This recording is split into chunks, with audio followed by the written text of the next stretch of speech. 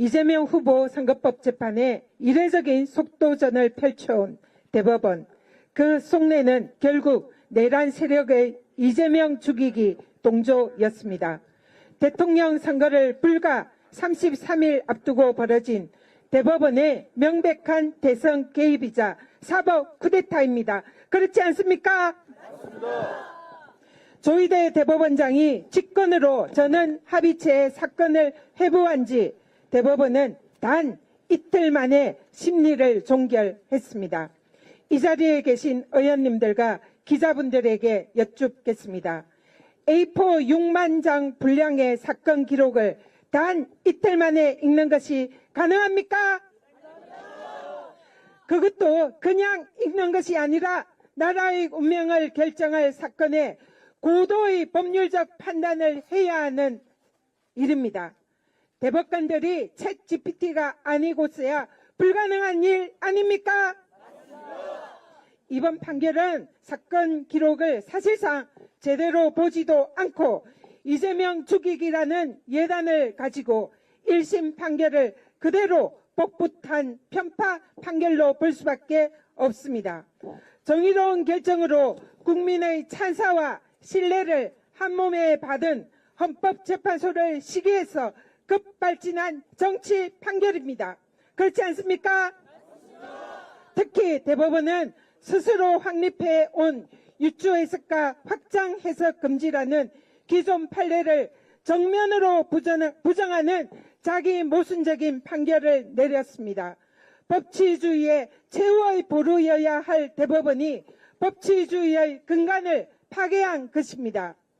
상고심의 심리 관행과 대법원의 예규 절차에도 어긋나고 법률심이어야 할 판결을 사실심으로 하는 정치 판결을 한 것입니다.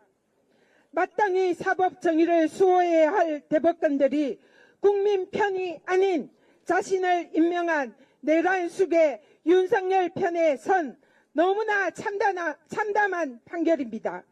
대법원 스스로 사법 신뢰를 송두리째 무너뜨린 판결입니다.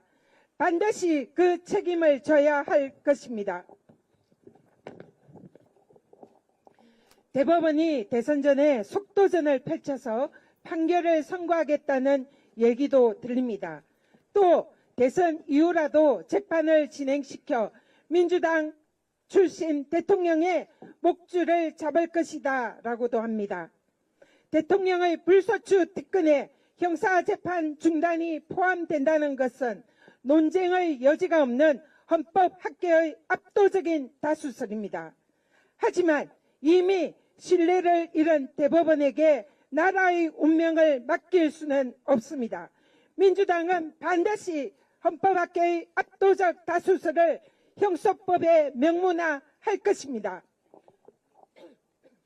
국민 주권을 찬탈하려는 사법 카르텔의 반민주적인 획책을 무슨 일이 있어도 저지하겠습니다. 그동안 윤석열 검찰 독재 정권의 하수인으로 전락한 검찰은 전 정권과 야권 탄압 그리고 이재명 죽이기에 올인해 왔습니다. 이재명 후보의 이른바 사법 리스크는 정치 검찰이 만들어낸 허구이고 가짜입니다. 정치 검찰과 사법 카르텔이야말로 대한민국의 진짜 사법 리스크라고 생각하는데 동의하십니까? 민주주의와 법치주의를 파괴하는 진짜 사법 리스크 뿌리 뽑아야 하지 않겠습니까? 기소권 남용으로 정치 보복을 일삼는 정치 검찰. 검사가 써준 공소장대로 판결하며 윤석열 검찰 독재 정권과 한몸으로 기득권을 유지해온 사법 카르텔.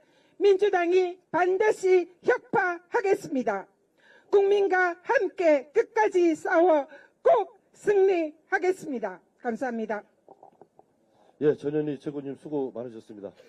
오늘 갑자기 잡힌 일정임에도 불구하고 많은 의원님들 함께해 주셔서 감사합니다. 구호 몇 개 치고 이어서 발언 듣겠습니다. 부실심리 졸속 판결 조희대를 규탄한다. 규탄한다. 규탄한다. 규탄한다. 사법신뢰 붕괴시킨 대법원은 각성하라. 각성하라. 명백한 선거 개입 대법원을 규탄한다. 규탄한다. 예, 이어서 진성준 정책위의장님의 발언 정해 듣겠습니다. 네, 안녕하십니까. 진성준입니다. 온 국민이 다 놀라고 황당했습니다. 어제 대법원이 이재명의 공직선거법 사건을 파기환송했습니다. 3년을 끌어온 사건 아닙니까?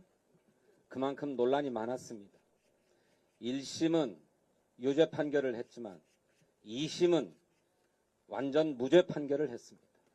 그만큼 사실로나 법리로나 논쟁이 많은 사건인 수밖에 없습니다. 그런데 이 사건을 단 9일 만에 2번 심리하고 유죄 취지로 파기환송했습니다. 날림 재판이요, 졸속심리다 하지 않을 수 없습니다. 그런데 대법원은 왜 이러는가? 저는 내란 세력들이 사법 권력을 활용해서 최후의 반란을 벌이고 있는 것이다, 이렇게 생각합니다. 지난 12월 3일 비상계엄이 선포됐을 때 우리 국민과 국회는 단호한 행동으로 비상계엄을 해제했습니다. 그리고 우리 국민 광장에 모여 4개월간 투쟁하면서 내란의 수괴 윤석열을 대통령직에서 파면했습니다. 그런데 사법 권력은 온 국민의 투쟁으로 구속시켰던 윤석열을 해괴한 법논리를 들어서 슬그머니 탈옥시켜 주었고, 이제는 유력한 대통령 후보인 이재명 후보에 대해서 유죄 딱지를 붙이는 선고를 했습니다. 사법 권력이 국민의 주권을 빼앗고, 아니 최소한 유력 대통령 후보에게 유죄 딱지를 붙여서 국민의 선택에 영향을 주려는 것이다, 이렇게 얘기하지 않을 수 없습니다. 사실 민주당이 안일했습니다. 어쩌면 민주당이 상식적이었는지 모르겠습니다. 이제 대통령이 파면되어서 대통령 선거 국면이 열리기 때문에 국민이 선택해 줄 것이다. 모두가 국민의 선택을 받아들일 것이다. 법원도 검찰도 행정부도 다 수용할 것이다, 이렇게 보았습니다. 그런데 그렇게 우리가 상식적으로 생각하고 있을 때 사법 카르텔들은 자신들의 알량한 권력을 이용해서 음모를 꾸미고 있었던 것입니다. 이에 대해서 분명히 책임을 물어야 하겠습니다. 역사가 책임을 물을 것이다, 이럴 것이 아니고 민주당과 국민이 나서서 책임을 물어야 한다고 생각합니다. 조금 전에 우리는 대법원을 규탄하고 각성하라고 외쳤습니다만 사실은 탄핵하자, 이렇게 외치고 싶습니다. 대한민국 국회는 많은 권한을 갖고 있지 않습니다. 입법권과 탄핵 소추권 두 가지를 가지고 있습니다. 입법을 하자고 해도 그동안에 대통령의 거부권에 가로막혀서 단 하나도 입법이 성공한 적이 없습니다. 남은 하나는 탄핵 소추권입니다. 이것을 통해서 최소한 직무는 정지시킬 수 있습니다. 그러니 더는 망설일 것이 아니라고 생각합니다. 대통령 선거를 불과 30일 남겨놓고 있는 이 시점에 국민의 선택에 영향을 미치려 하고, 아니 사법 권력을 이용해서 대통령 후보의 자격을 박탈하려고 하는 이 무도한 시도, 이 반민주적 시도, 이 반법치적 시도에 대해서 단호하게 차단하고 저지해야 할 책임이 우리 민주당에 있다고 저는 생각합니다.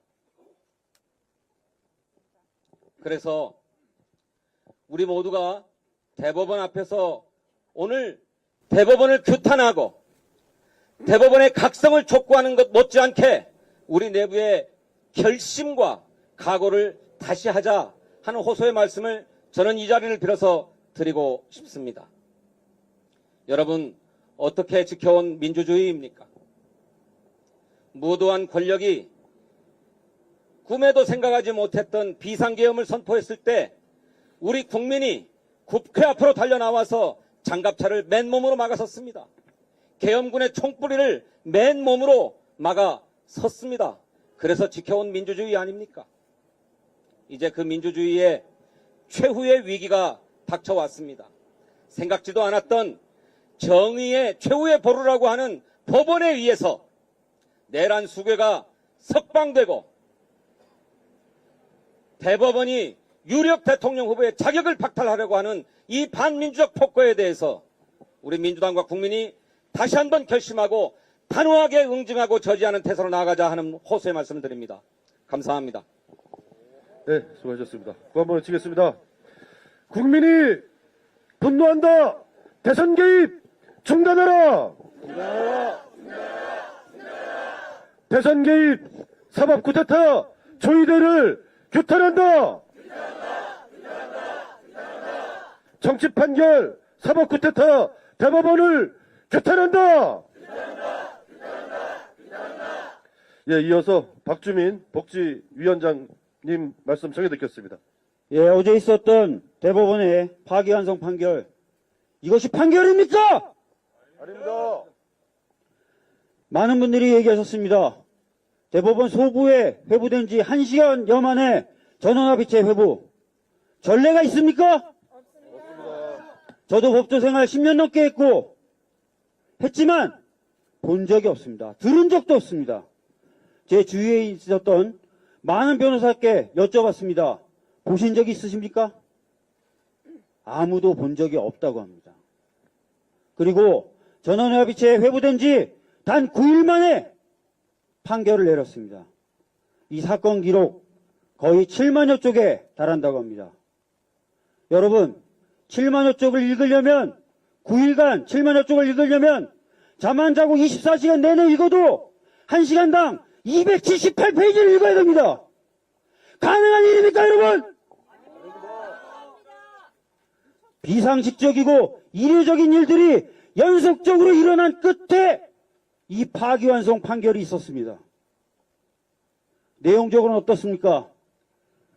사진을 잘라서 확대해서 보여주면서 그 사람들만 있는 것처럼 보여줬다면 이게 조작한 것 맞지 않습니까, 여러분? 그걸 조작했다고 얘기했더니 허위라고 얘기하면 앞으로 무엇을 조작했다고 얘기합니까, 여러분? 국토부가 협박한 거 아니냐고 얘기했습니다. 협박을 느꼈다, 압박을 느꼈다, 이거 느낌 아닙니까, 여러분? 이걸 허위사실이라 그러면 앞으로 선거 과정에서 누가 느낌을 얘기하고 누가 인상을 얘기하고 누가 자기의 생각을 이야기할 수 있겠습니까? 내용적으로도 전혀 타당하지 않은 판결이었습니다. 더 나아가 이번 판결은 2020년에 있었던 전원합의체 판결에 선거 시기 표현의 자유를 확대해야 된다라는 법리도 정면으로 뒤집어 엎은 것입니다. 절차적으로도 이례적이고 내용적으로도 타당하지 않고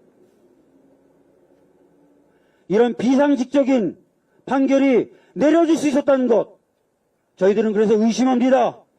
처음부터 강력한 의도가 있었던 것 아닌가. 그리고 강력한 의도가 있는 판결, 그런 의도가 개입된 판결을 우리들은 흔히 정치적 판결이라고 얘기합니다. 그래서 어제 있었던 대법원의 파기환송 판결은 정치적 판결이자 정치적 행위입니다, 여러분. 이 정치적 행위로 민주주의가 무너지는 것을 용납할 수 없습니다. 아까 진성준 의장님께서 말씀하셨습니다. 어떻게 지킨 민주주의입니까? 좌시할 수 없습니다. 끝까지 싸우겠습니다. 민주당은 결의를 다지겠습니다. 불스윙을 하겠습니다. 가지고 있는 권한을 다 쓰겠습니다. 여러분들이 지켜내신 민주주의, 우리 민주당이 반드시 지켜내겠습니다, 여러분. 우리 민주당 할 수 있습니다. 반드시 보여드리겠습니다. 감사합니다. 네, 수고하셨습니다. 900개 치겠습니다. 부실심리 졸속 판결 조의대를 규탄한다. 사법실 내 파탄시킨 대법원을 규탄한다. 법치 포기, 정치 판결, 조의대를 규탄한다. 예, 마지막으로 이건태 법률 대변인님의 규탄 발언 듣겠습니다. 예, 이건태 의원입니다. 대법원 파기환송 판결은 대선이 시작된 상황에서 국민의 대통령 선택권을 빼앗아 가려고 한 대선 개입이고 사법 쿠데타입니다. 차기 대통령은 국민이 선택하는 것이지 결코 법원이 결정할 수는 없습니다. 헌법 1조 2항 대한민국의 주권은 국민에게 있고 모든 권력은 국민으로부터 나온다는 국민주권주의는 국민이 대통령을 결정하는 것에서부터 시작합니다. 조희대 대법원장은 633을 철저히 지키라고 일선 법원에 공문을 보냈습니다. 돌이켜보면 이 조치는 이번 공소법 사건을 겨냥한 표적 공문이었습니다. 조희대 대법원장은 4월 22일 소부에 회부된 당일 법원 전원 합의체에 회부했고 그날 첫 번째 심리, 단 이틀 만인 4월 24일 두 번째 심리를 했습니다.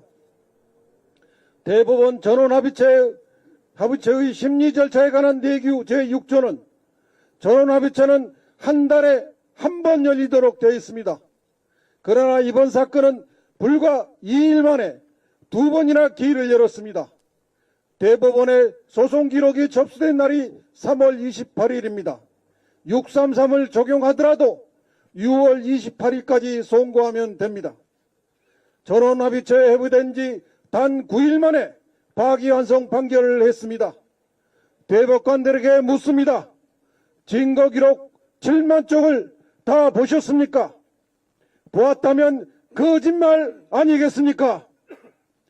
법관이 기록도 제대로 보지 않고 판결하는 것이 졸속 재판 아니면 무엇입니까? 다수 의견 대법관들은 보충 의견에서 달력상 날짜의 종료항만이 충실한 심리를 반영하는 것은 아니다 라고 궁색하게 말했습니다. 이 말은 사실상 기록을 다 보지 못했다는 사실을 시인한 것입니다.